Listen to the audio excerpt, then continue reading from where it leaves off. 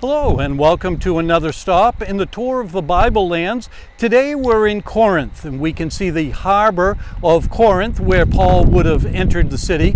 He stopped into Corinth 3 different times in the early 50s. And one of the times that he was here, we see right behind us, this is the temple to Apollo.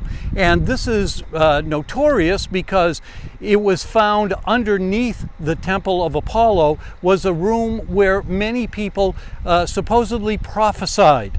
But the people that prophesied were not Christian prophets. They were saying things that were not coming from God. So when Paul was here, this reminded him to say that even though I speak with the tongues of men and angels but have not love, then I am just a clanging cymbal. In other words, what he was pointing out was that it doesn't matter. These were false prophets. They were not speaking in the name of God. And so we need to keep that in mind, that, and especially now that we have the scriptures, we need to know that what is spoken about from the Bible needs to be backed up from the Bible.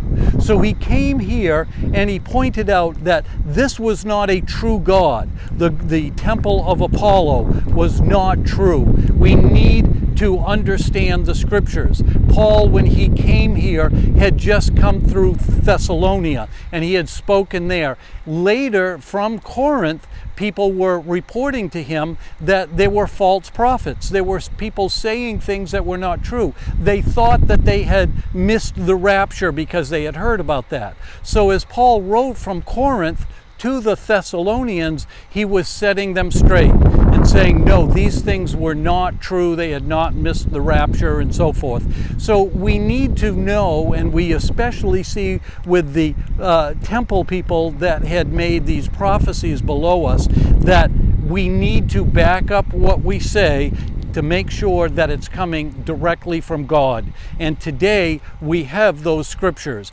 because Paul was here in Corinth and Paul wrote from Corinth to the Thessalonians. So remember, if you hear me or anybody else preaching, it needs to be backed up by scripture. And I encourage you to read the book of Acts and read Acts chapter 18 and Acts chapter 15. These are things that he spoke about when he was here in Corinth.